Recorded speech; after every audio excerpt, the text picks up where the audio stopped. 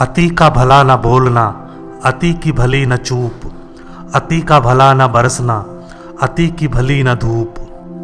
कबीरदास जी कहते हैं कि ज़रूरत से ज़्यादा बोलना अच्छा नहीं होता और ज़रूरत से ज़्यादा चुप रहना भी अच्छा नहीं होता।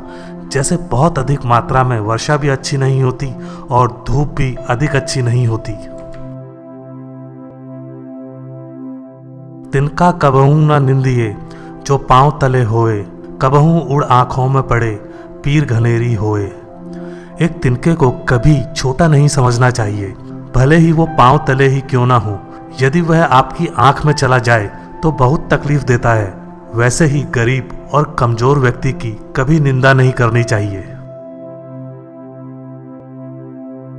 बड़ा हुआ तो क्या हुआ, जैसे पेड़ खजूर, पंथी को छाया नहीं, फल लागे अति दूर। खजूर के पेड़ जैसा बड़ा होने से कोई फायदा नहीं है, क्योंकि खजूर के पेड़ से ना तो राहगीर को छाया मिलती है और उसके फल भी बहुत दूर लगते हैं जो तोड़े नहीं जा सकते। कबीरदास जी कहते हैं कि बड़प्पन के प्रदर्शन मात्र से किसी का भला नहीं होता। हिंदू काहे मोहि राम पियारा, तुर्क कहे रहमाना, आपस में दोऊ लड़ी लड़ी मुए, मरम न कोऊ जाना। कबीरदास जी कहते हैं कि हिंदू को राम प्यारा है और तुर्क यानी मुसलमान को रहमान। इस बात पर हिंदू और मुस्लिम लड़ लड़ कर मौत के मुंह में जा रहे हैं और फिर भी इनमें से कोई सच को नहीं जान पाया। गुरु की आज्ञा आवे, गुरु की आज्ञा जाए, कहे कबीर सो संत हैं, आवागमन नशाए। व्यवहार में भी साधु को गुरु की आज्ञा के अनुसार ही आना जाना चाहिए। कबीर कहते हैं कि संत वही है जो जन्म और मरण से पार होने के लिए साधना करते हैं। जिन खोजा तिन पाइया, गहरे पानी पैठ, मैं बपूरा बूढ़न डरा, रहा किनारे बैठ। कबीरदास जी कहते हैं कि जो हमेशा प्रयास करते हैं वो अपने जीवन में कुछ ना कुछ पा ही लेते हैं। जैसे गोताखोर गहरे पानी में जाता है तो कुछ ना कुछ पा ही लेता है, और जो डूबने के डर से प्रयास नहीं करता है वो किनारे पर ही रह जाता है।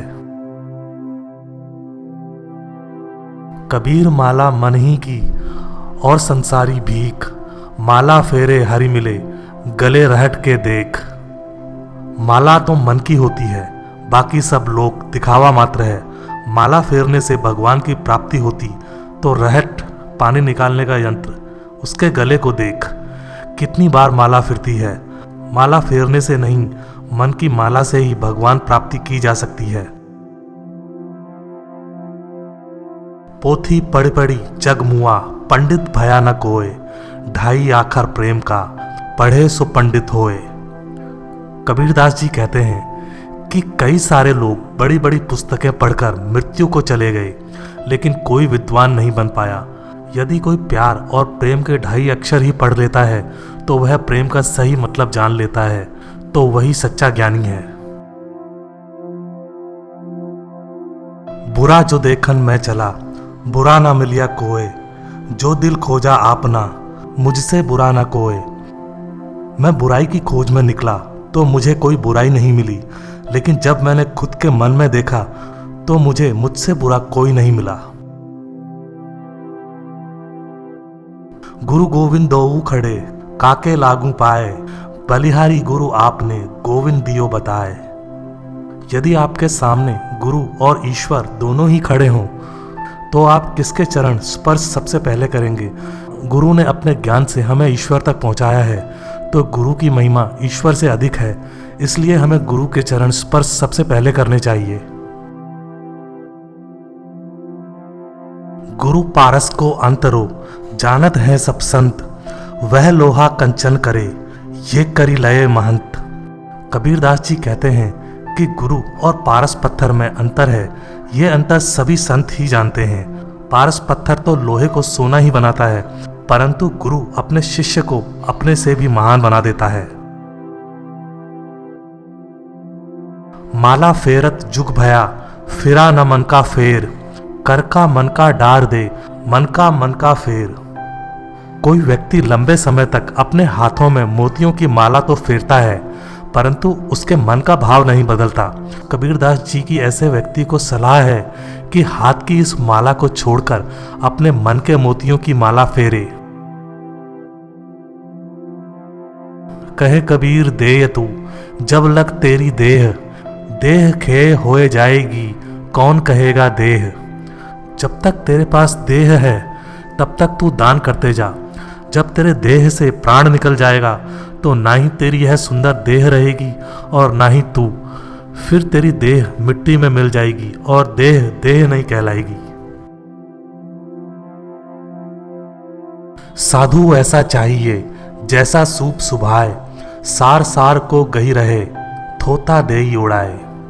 इस संसार में ऐसे सज्जनों की जरूरत है जैसे अनाज साफ करने वाला सूप होता है, जो सार्थक को तो बचा लेंगे और निरर्थक को उड़ा देंगे।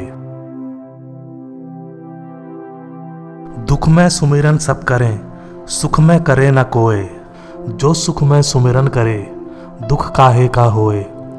कबीरदास जी कहते हैं कि मनुष्य ईश्वर को दुख में ही याद करता है, सुख में कोई भी ईश्वर को याद नहीं करता। यदि सुख में ईश्वर को याद करें तो दुख किस बात का हो। साईं इतना दीजिए जा मैं कुटुंब समाए, मैं भी भूखा ना रहूं साधु भूखा ना जाए।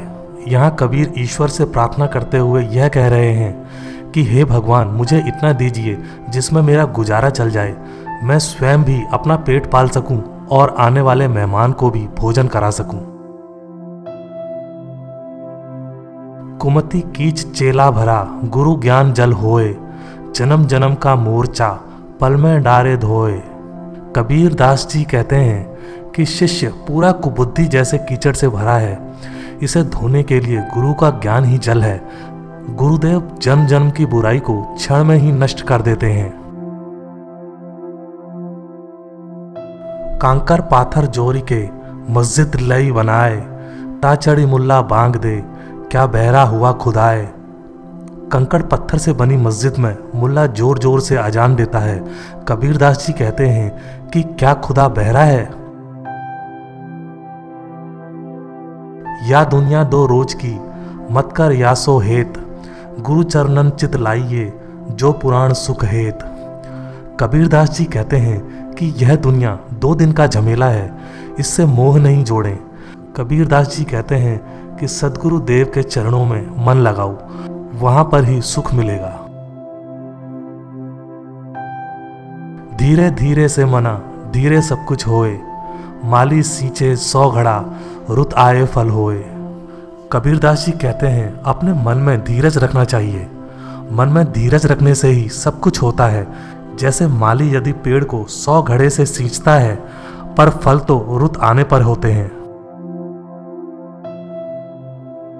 कागत लिखे सो कागदी को व्यवहारी जीव, आत्म दृष्टि कहाँ लिखे जित देखो तित पीव।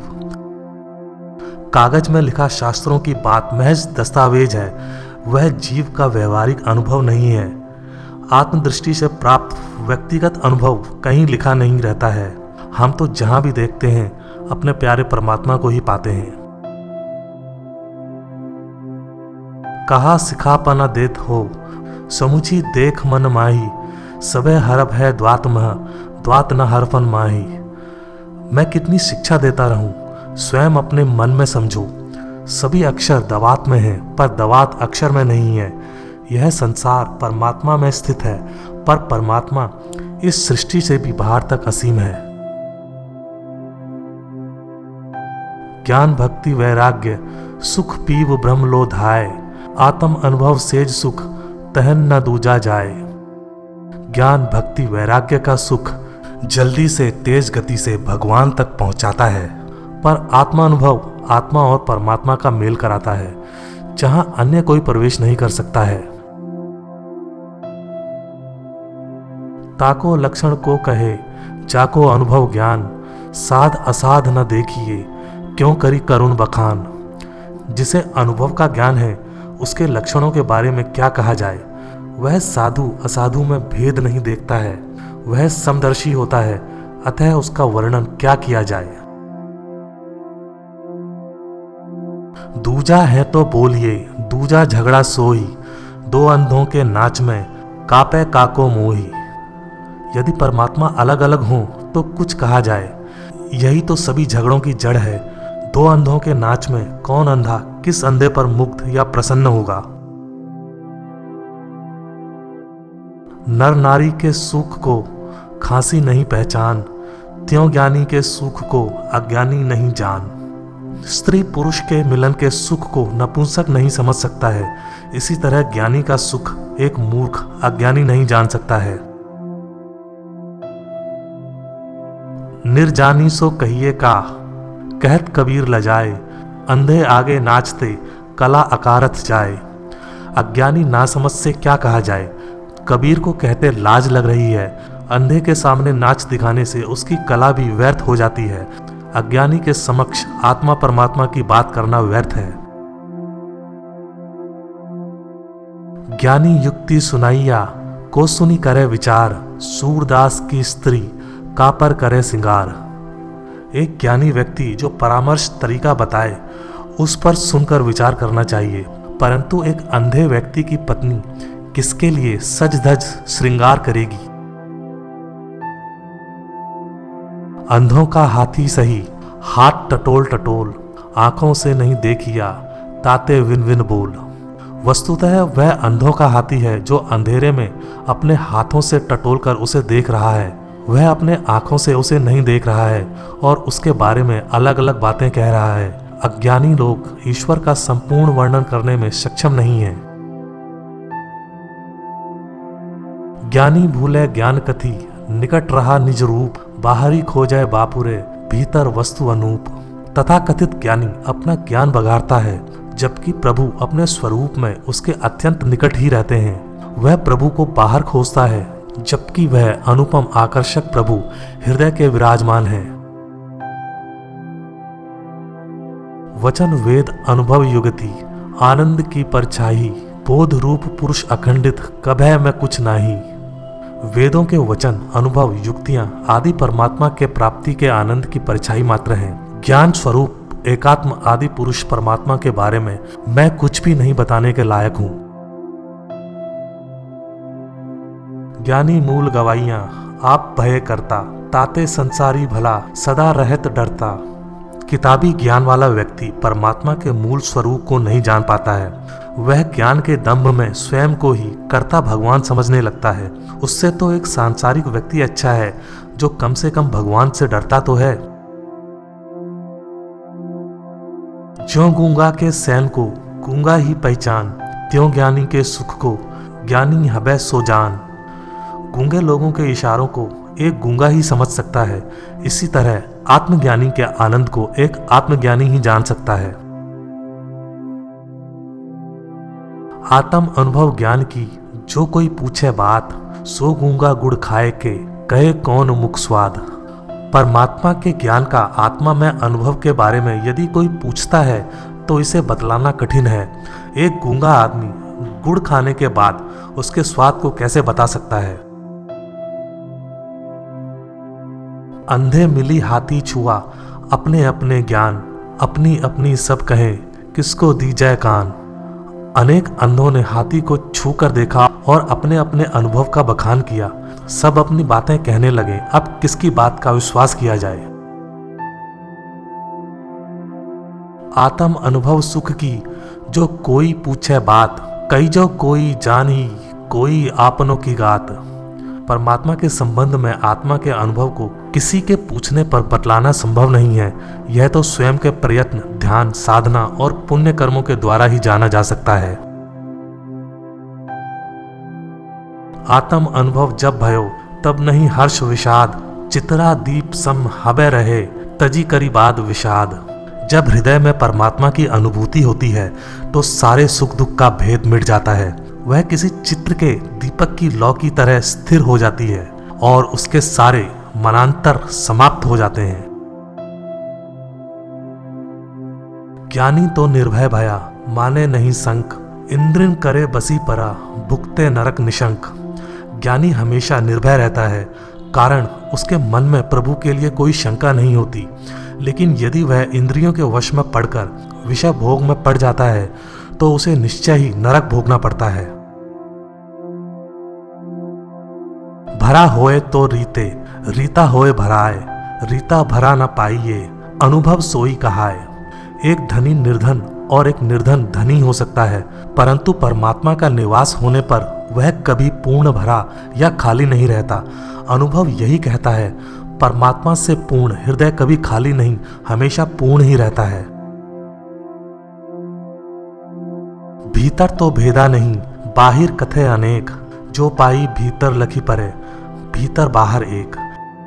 हृदय में परमात्मा एक है, लेकिन बाहर लोग अनेक कहते हैं। यदि हृदय के परमात्मा का दर्शन हो जाए तो वो बाहर भीतर सब जगह एक ही हो जाते हैं।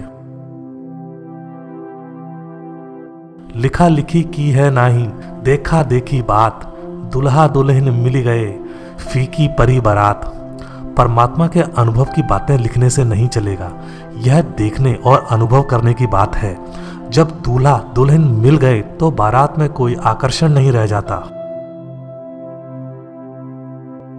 बूझ सरी की बात है, कहाँ सरी की नाही, जेते ज्ञानी देखिए, तेते संशय माही। परमात्मा की बातें समझने की चीज है, यह कहने के लायक नहीं है। जितने बुद्धिमानी ज्ञानी हैं वे सभी अत्यंत भ्रम में हैं।